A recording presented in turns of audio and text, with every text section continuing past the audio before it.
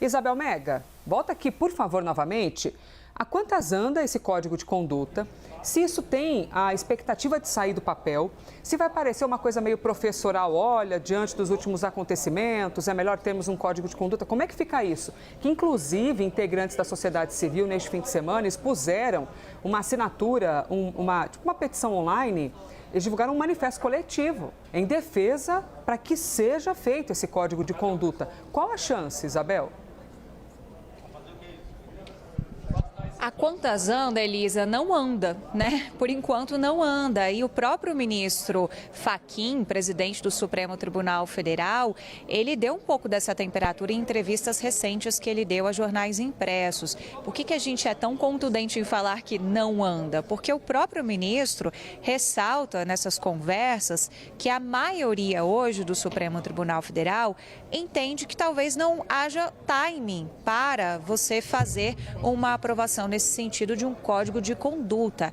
Ele se referiu à maioria. E aí é um risco que eles verificam de ter uma exposição da corte em ano eleitoral. Então, é por isso que é muito difícil fazer avançar esse assunto, mesmo com o Supremo Tribunal Federal tão pressionado. Você citou esse manifesto de representantes da sociedade civil. A própria OAB em São Paulo já tinha também mandado uma série de ideias para o Supremo Tribunal Federal de como implementar esse código de conduta. Por exemplo, o que fazer quando há casos que os ministros precisam julgar que estão relacionados a parentes, a atuação de parentes. O filho de um ministro, por exemplo, que é advogado de determinado caso. Esse ministro, ele pode ou não pegar esse caso e há níveis mais distantes de parentesco também. Os ministros podem dar palestras livremente. São algumas colocações que ficam no ar e que poderiam ser respondidas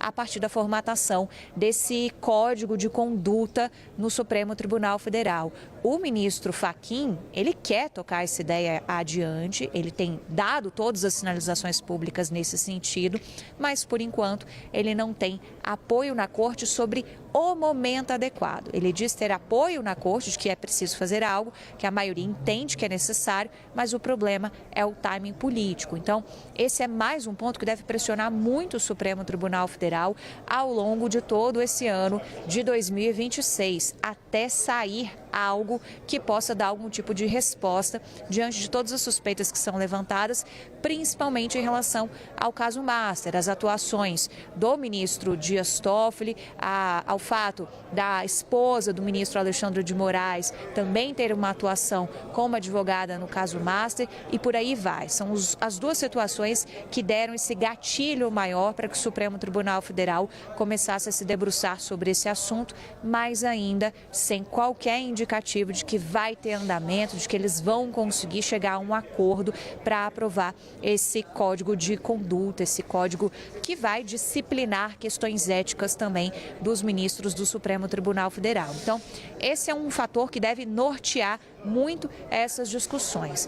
O outro fator é o caso Master em si, a gente entender na evolução das investigações o que o ministro Dias Toffoli vai decidir, se vai levar esse caso, pelo menos em parte, desmembrando para instâncias inferiores, se não, isso também é algo visto com muita expectativa para essa retomada do judiciário. A gente tem, claro, as perspectivas que o Theo estava apontando muito bem, Gabi Veras também, sobre essas pautas referentes a emendas, e só para puxar o gancho para onde eu falo aqui no Congresso Nacional. Aqui, eles estão de olho em qualquer andamento que tiver lá no Supremo sobre a questão das emendas. A pauta anti-STF, ela não é prioridade nesse momento, mas se houver incômodo do Congresso Nacional com o que for decidido lá no Supremo, os parlamentares criam muito facilmente um ambiente para avançar com medidas que possam ser lidas como medidas de enfrentamento também ao Supremo Tribunal Federal.